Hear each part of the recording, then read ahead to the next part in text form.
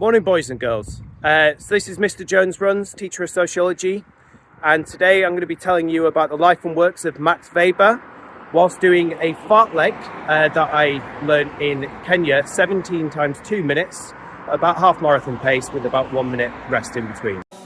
Mr. Jones runs and running and runs. Start with the life of Max Weber. So Max Weber was born on the 21st of April 1864. The oldest of 8 children. His dad was kind of into material stuff, material gains, money, making profit, etc. His mum was the opposite. She was a Calvinist, which meant that she liked to save money, and also she believed in hard work. And the Calvinist religion, which is Protestant Christian religion, believed that hard work was kind of what God wanted on earth.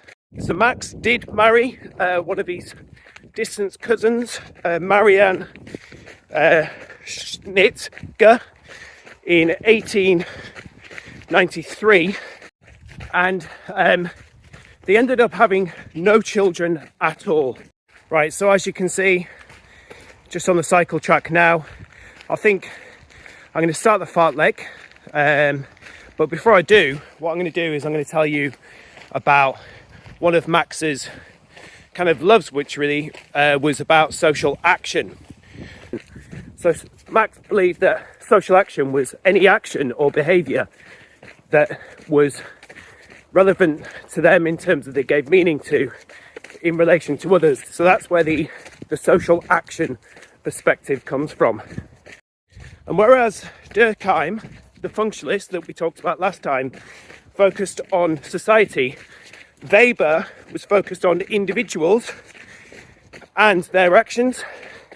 Marx, which we're going to learn about next time, said that capitalism controlled ideas, and Weber said it was actually ideas that motivated people's individual actions. Now, just having a slight walk. So Weber used the term Verstehen in German to show how social action needed to be understood through subjective meanings, and also the purpose that individuals attached to their own action. So Weber had 4 types of social action. The first one, he said, was traditional action. Traditional action, something like opening presents at Christmas. Could be routines like having Sunday lunch at your family's house, things like that. So basically like habits or customs. And the second type of action that he talked about was effectual action. And this is like showing emotion. So showing emotion at a funeral, it's more kind of, I guess, spontaneous, but it would have the purpose of releasing emotional pain, I guess, and also the connective element of, at a funeral, hugging like your friend, and they will help you through the. And the third type of action that Weber talked about was value rational action. And Weber lived late 1800s, early 1900s, still very religious society. And so what he believed was, if you wanted a favour, could be passing an exam or, for someone to be cured of a disease, then praying to God was a way potentially of getting it. And that was the value rational, because it was based on their values or what's important to them.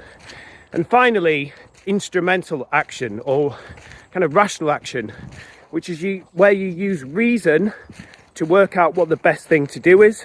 So the example I always give in my class is, if my students had a sociology exam on Friday, but then a psychology exam the following Monday, they need to prioritise the sociology exam because it's the best subject anyway, but because it's closer. So that's the rational side of it. So Weber was an interpretivist, which meant that you should interpret the meanings behind people's actions. Interpret means work out meanings because everyone is different. So therefore you can't just lump meanings into one big thing. Got about 20 seconds before I start again. Okay, so now's the time to do the first of the 17, hopefully, fartleks. So, hopefully this will recenter. So, Weber also waded in on the Sociology and Science argument. And what he said was that sociologists should be objective when they are collecting data in scientific research, just doing 6 35-minute miles here. But they should be value laden or have their own personal beliefs when they are choosing a topic. Just another quick point on sociology and science.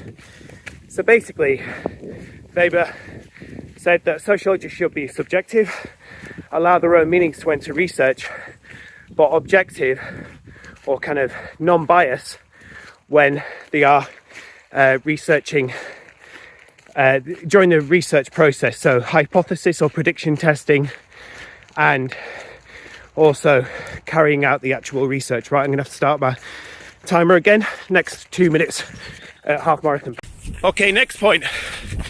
Weber's probably the most important work, which I have kind of alluded to before, was The Protestant Ethic and the Spirit of Capitalism, which was completed in about 1905. Gonna have to pick up the pace here because I'm doing about 8:30. Sorry, gonna have to do it in my breaks.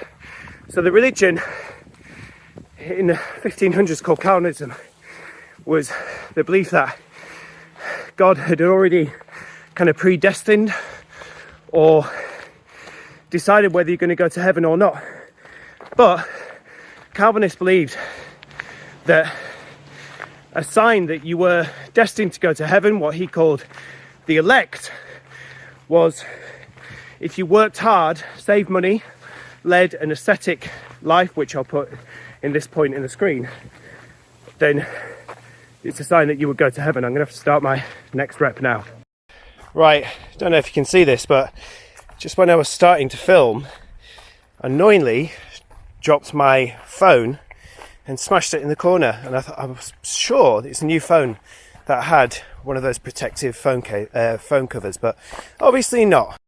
So one of the problems with filming and doing a workout like Fartlek is completely forget where you're at in terms of Fartlek. I think I've done 5. Anyway, just go to a less sunny part. So, Weber, he studied law at university, was very interested in kind of law, economics. His final book, called The Economy and Society, unfortunately was not completed. He died of pneumonia at the age of 56 in 1920. And this was possibly a result of the Spanish flu pandemic, which was in 1918. And his final book, Economy and Society, was unfinished. But Weber's legacy does live on through particularly his work on action and social action. So, probably about halfway through the workout now. I only managed to do about 6 times 2 minutes. About half marathon pace, although the last one drifted off into marathon pace. So half marathon pace, hopefully about 6:25, 6:30, marathon pace 6:45, 6:50. So what I'm going to do is I'm going to turn around. So stay tuned for the end of the workout because I'm going to tell you something very, very special. Right, boys and girls, so I've got about 3 more sets now. I think I've done about 9 overall, 9 times 2 minutes, around about half marathon pace, 6:25, 6:30, sometimes drifting off the marathon pace of 6:45, 6:50. Got 10 seconds until the next rep.